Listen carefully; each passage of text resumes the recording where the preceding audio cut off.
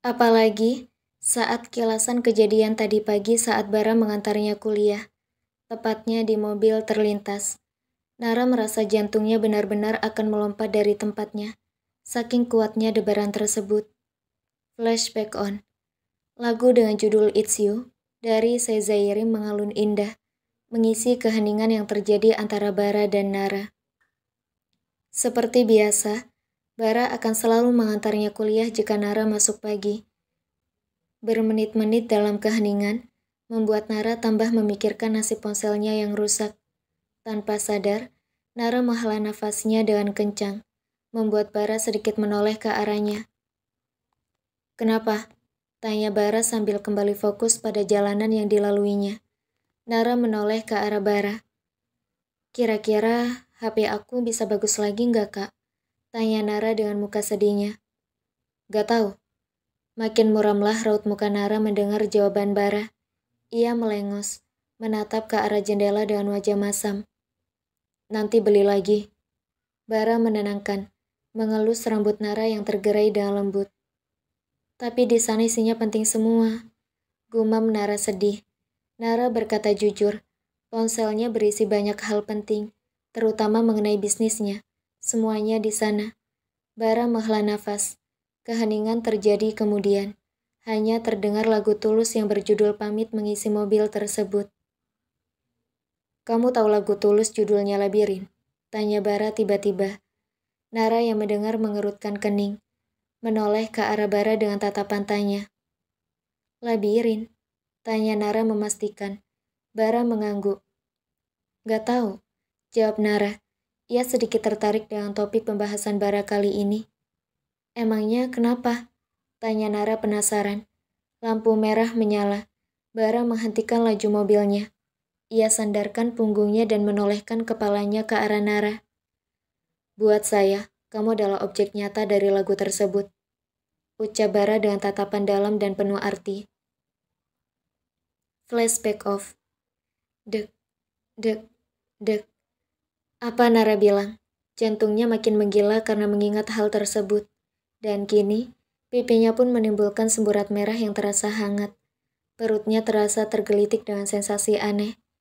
Jadi, ada yang bisa menjelaskan maksud dari kata-kata Bara?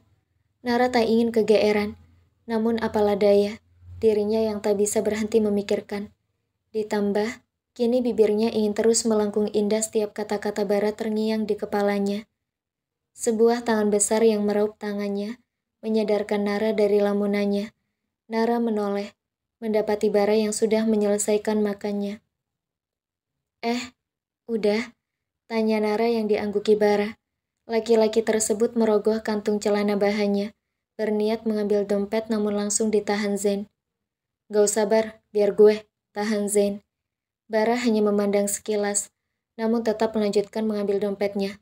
"Gue aja," ucap Bara. Selembar uang 100.000 sudah ia letakkan di atas meja. Zain mendengus. "Dibilang biar gue, heran," gerutu Zain. "Gue duluan." Bara berdiri, menarik pelan tangan Nara agar ikut berdiri di sebelahnya. Zain mengangguk. "Thanks makan siangnya, lain kali ajak Laskar," pesan Zain. Bara mengangguk. Ia mulai melangkah menjauhi Zain dengan Nara dalam rangkuhannya. Bara lebih suka berjalan dengan memeluk pinggang Nara ketimbang bergandengan. Hal itu didasari karena lebih nyaman. Selain itu, cara tersebut lebih ampuh untuk menunjukkan bahwa Nara adalah miliknya. "Kita kemana, Kak?" tanya Nara sedikit mendongak guna menatap Bara yang berjalan di sampingnya. "Parkiran." Hanya itu jawaban Bara. Dan setelahnya, mereka kembali sama-sama diam hingga sampai di tempat Bara memarkirkan mobil mewahnya. "Tunggu di sini," instruksi Bara. Nara hanya bisa diam menurut sambil memperhatikan langkah Bara. Cowok itu melangkah menuju kursi samping kemudi, membukanya, dan setelah beberapa saat kembali menghampiri Nara. Di tangan Bara, terlihat sebuah ponsel sedang cowok itu genggam, dan yang membuat Nara bingung adalah ketika Bara menyodorkan ponsel tersebut kepadanya. "Ambil," ucap Bara ketika Nara tak juga mengambil ponsel tersebut. Nara mengerjap, mengambil ponsel di tangan Bara dan ditelitinya. Keluaran terbaru. "Buat apa, Kak?" tanya Nara bingung. Kamu. Buat aku, tanya Nara memastikan. Bara mengangguk. Nara hampir berteriak kesenangan, tapi segera ia tahan karena sadar ini tempat umum. Seriusan? Tanya Nara dengan binar senang di matanya. Nara memang sempat mengincar ponsel tersebut untuk ia beli. Tapi ketika tahu harganya, Nara langsung angkat tangan. Bisa habis uangnya hanya untuk sebuah ponsel. Bara kembali mengangguk. Nanti telepon saya kalau udah pulang. Alasan utama Bara membelikan Nara ponsel baru adalah karena ia tak tahan jika bekerja tanpa mendengar suara Nara. Ia tidak bisa jika tidak menerima kabar dari wanita kesayangannya. Ah, makasih. Nara langsung saja memeluk Bara dengan erat, mengalungkan kedua tangannya di leher Bara, membuat ia harus berjinjit dengan ekstra. Bara tersenyum kecil. Tak menyia-nyiakan kesempatan, Bara langsung saja merengkuh pinggang Nara, mengeratkan pelukan mereka. Nara ingin melepas pelukannya, tapi tidak bisa. Alhasil dirinya hanya bisa menarik kepalanya. Masih dalam pelukan sang suami, Nara mendongak guna bisa melihat Bara. Emangnya HP aku yang lama udah gak bisa dibagusin ya? Tanya Nara sedih. Bara mengelus rambut Nara menggunakan satu tangannya. Belum tahu. Cukup lama mereka berpandangan, dan Nara memutuskan kembali memeluk Bara. Ingatannya melayang pada kejadian tadi pagi. Nara harus tahu maksud sebenarnya dari kata-kata Bara. Kak Bara, panggil Nara. Bara bergumam. Terlalu nyaman menghirup aroma wangi dari rambut Nara. Nara mengeratkan pelukan, menyandarkan kepalanya di dada bidang Bara. Kini tangannya sudah berganti memeluk pinggang Bara. Capek jika harus berjinjit. Maksud kata-kata kakak yang tadi pagi apa ya? Tanya Nara malu. Pipinya memerah karena hal itu. Yang mana? Bara menaruh dagunya di kepala Nara, tak memperdulikan tatapan orang-orang di sekitarnya. Itu, yang di mobil, cicit Nara. Mobil mana? Goda Bara sengaja. Istrinya itu terlalu bertele-tele. Kenapa tidak langsung ke intinya saja? Nara menggerutu dalam hati. Ia tahu Bara pasti sengaja pura-pura tak paham. Dengan keberanian ekstra, akhirnya Nara bertanya dengan jelas. Apa maksud kakak bilang aku objek nyata dari lagu Labirin? Pipi Nara sudah memerah sempurna. Ia kini bahkan sudah menenggelamkan wajah di dada bidang Bara. Menurut kamu apa? Tanya Bara balik. Sengaja sekali ingin membuat Nara tambah salah tingkah. Kan aku nanya kakak. Decak Nara sebal. Bara terkekeh kecil, mengeratkan pelukannya terhadap Nara hingga mereka benar-benar menempel. Kamu pasti paham, bisik Bara di telinga Nara. Jantung Nara memompa kencang. Boleh aku GR? Pertanyaan tersebut meluncur begitu saja dari mulut Nara, dan ia merutukinya. Boleh, sangat boleh, karena memang itu maksudnya. Nara makin merona, senyumnya kini tak dapat lagi ia tahan. Cepat-cepat ia melepaskan diri dari pelukan Bara, dan berhasil. Nara kini sudah berdiri tepat di hadapan Bara dengan kepala tertunduk malu. Aku mau ke kelas, ucap Nara cepat. Kentara sekali sedang salah tingkah. Bara mengangguk, tangannya terulur menggapai dagu Nara, membawa kepala yang tertunduk itu jadi mendongak menatapnya. Satu kecupan dengan durasi lama ia daratkan di kening Nara. Di sana, di antara mereka berdua, ada debaran yang saling sahut menyahut dengan ritme cepat. Ada desiran aneh yang baru pertama kali Nara rasakan, dan ada rasa hangat yang sudah berkali-kali membuat Bara jatuh dalam kenyamanan. Belajar yang benar, ucap Bara setelah menyudahi kecupannya. Nara makin tertunduk dengan rona merah di pipinya. Iya, Kak Bara hati-hati di jalan. Langsung saja, setelah mengatakan hal tersebut, Nara dengan cepat berlari meninggalkan Bara. Bara terkekeh kecil. Istrinya begitu lucu saat sedang salah tingkah. Nara berlari memasuki toilet. Tidak ada siapapun. Langsung saja Nara menyandarkan punggungnya di dinding, menyentuh dadanya yang masih membuat debaran kencang. Nara terengah. Berlari dari parkiran sampai toilet ternyata melelahkan juga. Rasanya kayak mau copot. Gumam Nara dengan tangan masih menyentuh dadanya. Nara menggigit bibir bawahnya. Perkataan Bara kembali terngiang di kepalanya, dan itu sungguh menyiksa tapi terdengar candu. Karena perkataan Bara membuat senyumnya sulit untuk dilunturkan, dan membuat debaran jantungnya makin tak karuan. Suara orang bercakap-cakap terdengar di telinga Nara, membuatnya langsung menegakkan badan. Nara berjalan menuju wastafel, menghidupkan keran dan mencuci tangannya. Tidak lucu jika ia terlihat tengah senyum-senyum sendiri di dalam toilet. Bisa-bisa dikira kerasukan.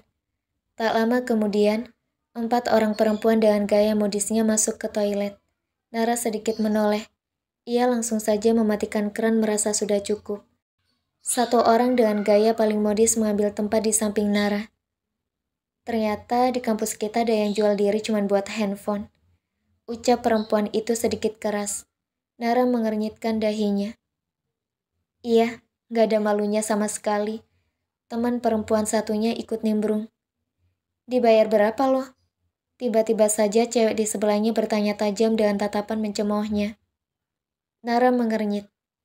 Saya? Tanya Nara bingung. Ya iyalah, sok cantik banget loh, ngaku aja lah.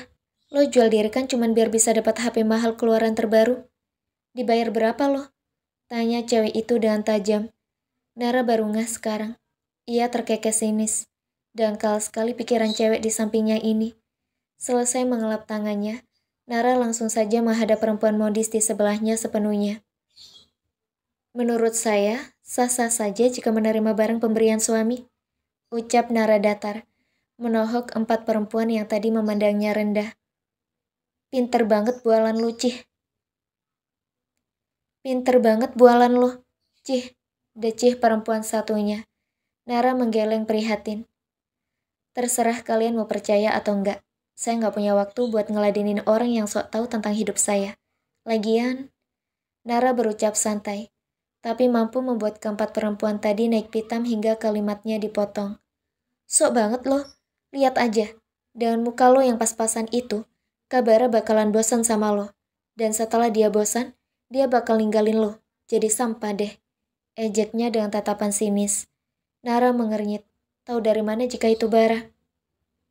Gue yakin dia udah gak perawan. Udah berapa cowok lo porotin? Perempuan dengan gaya seperti tante-tante menyahut. Nara tak kenal mereka. Tapi kenapa mereka sibuk sekali mengurusi hidupnya?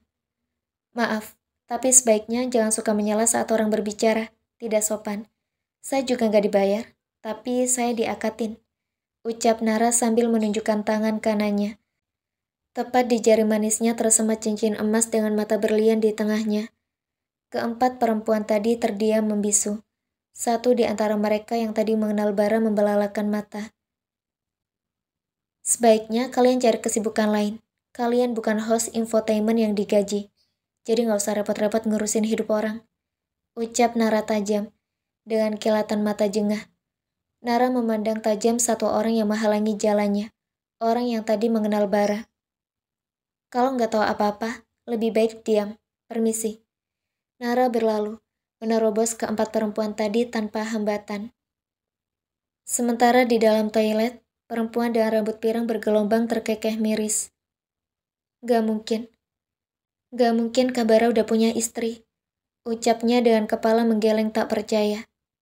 Kei, tegur temannya dengan tatapan kasihan. Dia pasti bohong, Dar. Gak mungkin. Papa bilang dia mau ngedekatin gue sama Kabara. Dan gue yakin Kabara masih single. Perempuan tersebut masih bersikukuh dengan keyakinannya. Tapi itu udah lama. Dan tadi lo lihat sendiri gimana sikap Kabara sama tuh cewek. Beda jauh waktu sama lo. Tapi gue suka sama Kabara, Syah. Lirih Keira. Perempuan yang hampir 3 tahun menaruh rasa pada Bara. Berawal dari pertemuan pertama mereka. Bara sebagai sahabat Laskar. Dan dia sebagai tetangga Laskar.